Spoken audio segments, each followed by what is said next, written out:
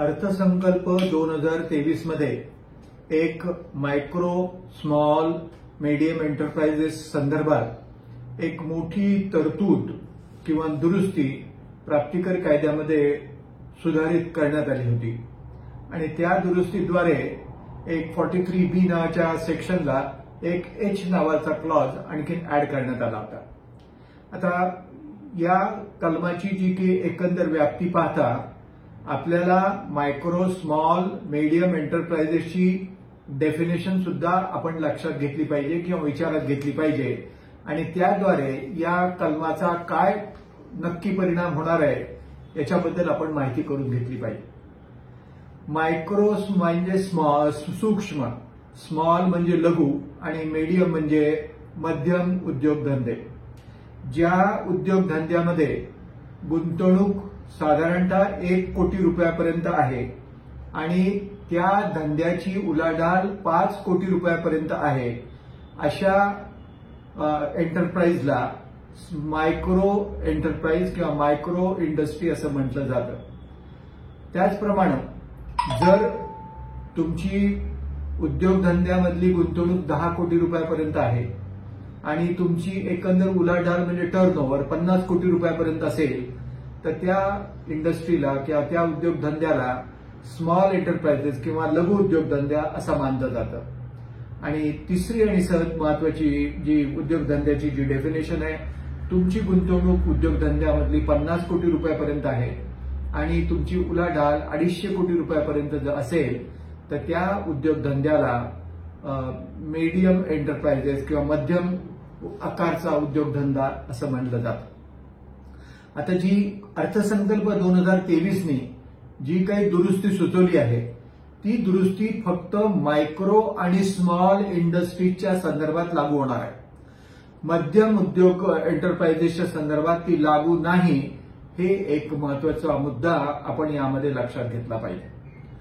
दुसरा महत्वाचा मुद्दा आपण असा लक्षात घेतला पाहिजे की मायक्रो स्मॉल आणि मीडियम एंटरप्राइजेसच्या संदर्भात micro small medium enterprises development act अंतर्गत कलम नंबर 15 प्रमाणे काही ठराविक कालावधीमध्येच मायक्रो आणि स्मॉल एंटरप्राइजेसना आपल्याला पैसे देणं क्रमप्राप्त असतं। आता त्यांनी त्याच्या 2 निकष सांगितले आहेत। जर कोणत्याही स्वरूपाचा लिखित करार नसेल पैसे देण्याच्या संदर्भात, जी खरेदी झाली त्या संदर्भात, तर असे पैसे प्रत्यक्षात तुम्ही करार झाल्यापासून 15 दिवसाच्या आत देणं क्रमप्राप्त आहे। पण जर समजा एखादा करार केला असेल आणि त्या करारामध्ये कितीही दिवस सांगितले असतील पण ते 45 दिवसाच्या आत असतील तर त्या दिवसाप्रमाणे तुम्हाला पैसे द्यावे लागतात, किंवा 45 दिवसापेक्षा जर जास्त दिवसाचा करार असेल, 60 दिवसाचा, 75 दिवसाचा, 4 महिन्याचा, 2 महिन्याचा, इतर काही असेल तर त्या मायक्रो एंटरप्राइजेसला किंवा स्मॉल एंटरप्राइजेसला तुम्हाला कोणत्याही परिस्थितीमध्ये 45 दिवसाच्या आत पेमेंट करणं कायद्याने क्रमप्राप्त आहे।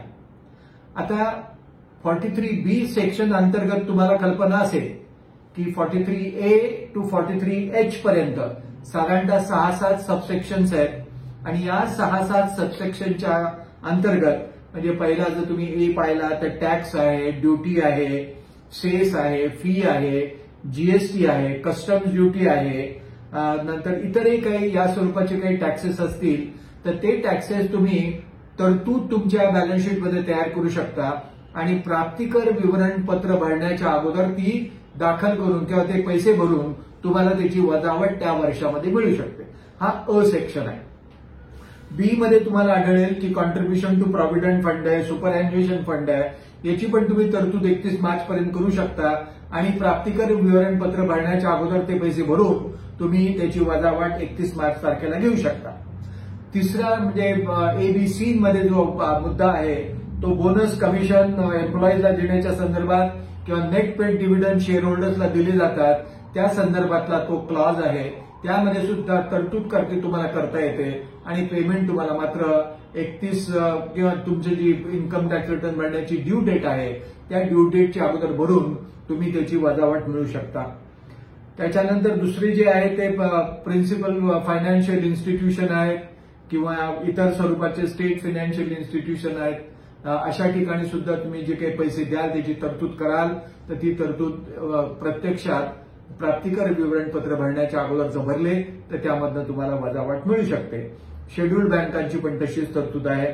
त्याच्यानंतर लीव्ह एनकॅशमेंटची तशीच तरतूद आहे आणि पेमेंट टू रेल्वेच्या संदर्भात सुद्धा तशीच तरतूद आहे. थोडक्यात सांगायचं म्हणजे 43B च्या अंदर क्लॉज किंवा सब क्लॉज ए पासून सब क्लॉज जी पर्यंत जे काही 6-7 तरतुदी आहेत या 6-7 तरतुदी अंतर्गत तुम्हाला कोणत्याही परिस्थितीमध्ये तरतूद केली तर ती तरतूद मान्य होते, प्रोव्हाइडेड तुम्ही जी तरतुदीची जी रक्कम आहे ही रक्कम तुम्ही प्राप्तिकर विवरणपत्र भरण्याच्या अगोदर जर पेमेंट अदा केलं असेल तर, अन्यथा नाही. पण 43H हा जो नवीन सबसेक्शन 43BH हा जो नवीन सब क्लॉज सेक्शन यामध्ये अर्थसंकल्प 2023नी जो प्राप्तिकर कायद्यामध्ये समाविष्ट केला आहे त्या कायद्याअंतर्गत आता तुम्हाला अशा प्रकारची वजावाट तुम्हाला प्राप्तिकर विवरणपत्र भरण्याच्या अगोदर मिळणार नाही असे स्पष्ट करण्यात आलं आहे. याचा अर्थ असा की तुम्ही जे काही तरतूद केली असेल तर ती तरतूद केलेली रक्कम आहे ती तरतुदीची रक्कम तुम्हाला आता मान्य होणार नाही. त्यासाठी तुम्हाला 31 मार्च अगोदरच पैसे देणं ही काळाची गरज ठरणार आहे. म्हणजे थोडक्यात सांगायचं झालं तर जर तुमचं लीप इयर असेल तर 13 मार्चच्या आत आणि इतर असेल तर 14 किंवा 15 मार्चच्या आत तुम्हाला जर खरेदी झाली असेल तर त्याची सर्व रक्कम तुम्ही भरली पाहिजे. जर रक्कम भरली नसेल आणि नुसती तरतूद केली असेल तर त्याची वजावट तुम्हाला मिळणार नाही आणि ते संपूर्ण रक्कम ही तुमचं उत्पन्न मानलं जाणार आहे. ही फार मोठी तरतूद आहे आणि यासाठी प्रत्येक करदात्याने याची काळजी घेणं ही फार महत्वाची बाब ठरणार आहे. आणि हा 15 दिवसाचा करार झाला. आता जर 45 दिवसाचा जर करार असेल तर त्याला संदर्भात 13 फेब्रुवारी आणि 14 फेब्रुवारी अशा 2 डेट्स तुम्ही लक्षात ठेवल्या पाहिजे. 45 दिवसाच्या आत तुम्हाला पेमेंट करायचं आहे. 13 फेब्रुवारीपासून लीप इयर असेल म्हणजे 29 दिवसाचा जर मुदत असेल त्याप्रमाणे 14 फेब्रुवारी आणि 15 फेब्रुवारी असा मला वाटतं त्यामध्ये तारखा तुम्ही लक्षात घेतल्या पाहिजे. 14 फेब्रुवारीमध्ये लीप वर्षामध्ये आणि 13 फेब्रुवारी इतर वर्षामध्ये तुम्हाला पेमेंट करण्यासाठी त्याच्या अगोदरची जी काही खरेदी असेल ती खरेदी तुम्हाला विचारात घेतली पाहिजे. थोडक्यात सांगायचं म्हणजे जर 15 दिवसाचा करार असेल तर 16 मार्चच्या अगोदर आणि 45 दिवसाचा जर करार असेल तर लीप इयर असेल तर 14 फेब्रुवारीपर्यंत आणि लीप इयर नसेल तर 13 फेब्रुवारीपर्यंत तुम्हाला जी काही खरेदी झाली असेल त्याची सर्व रक्कम पे करणं ही काळाची गरज ठरणार आहे. याचा अर्थ असा पण होतो जर याची खरेदी लीप इयरमध्ये 14 फेब्रुवारी नंतर असेल किंवा इतर वर्षात 13 फेब्रुवारी नंतर असेल किंवा 15 दिवसाचा जो करार आहे त्याच्या संदर्भात खरेदी तुमची 16 मार्च नंतर असेल तर त्याची तरतूद केली तर ती मान्य होण्याची 100% शक्यता आहे. असा एक महत्वाचा मुद्दा मला या निमित्तानं आपल्याला सांगायचा आहे. आणि हाच महत्वाचा बदल यामध्ये अर्थसंकल्प 2023 मध्ये केलाय. आता याच्यात आणखीन एक प्रश्न असा निर्माण होऊ शकतो की ही एमएसएमई संस्था आहे किंवा कसं, त्यांचं उद्यम सर्टिफिकेट असणं काळाची गरज आहे का?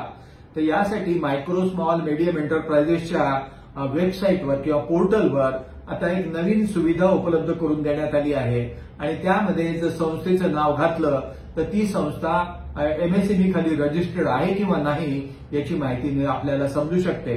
जर तिथं एमएसएमई म्हणून रजिस्टर्ड असेल तर तुम्हाला पर्याय नाही, तुम्हाला 35 तारखेच्या अगोदर 100% पैसे भरावे लागतील. पण जर समजा रजिस्ट्रेशन नसेल तर एक थोडासा पळायला जागा आहे किंवा ही एमएसएमई आहे का नाही आम्हाला माहित नव्हतं म्हणून आम्ही तरतूद केली नव्हती, पैसे दिले नव्हते अशी म्हणायला जागा आहे. पण कायद्याप्रमाणे एखादी संस्थेने उद्यम सर्टिफिकेट जरी घेतलं नाही तरी ती एमएसएमई संस्था मानली जाते. हा त्यातल्या त्यात एक महत्वाचा मुद्दा यामध्ये आपण सगळ्यांनी लक्षात घेतला पाहिजे. असं जरी असलं तरी जे केंद्र सरकार 6 लाख कोटी रुपयाची खरेदी एमएसएमई संस्थांकडनं करत असते त्यांना हा कायदा लागणार आहे का नाही, कारण त्यांचं उत्पन्न ऍड मनी होण्याचं किंवा न होण्याचा काही संपर्क किंवा संबंध येतच नाही. पण प्रत्यक्षात त्यांना करारला लागू करून त्यांच्यामार्फत होणारी रक्कम जी आहे ती सरकारने 15 दिवसाच्या आत रिलीज केली पाहिजे, असं देखील बंधन यामध्ये येणं गरजेचं आहे. आणि ते जर झालं तर कोणत्याही परिस्थितीमध्ये एमएसएमई जी काही आज देशांतर्गत उत्पादनामध्ये 40% अधिक वाटा उचलते आहे, ते वाढण्यामध्ये नक्कीच मदत होण्याची शक्यता आहे.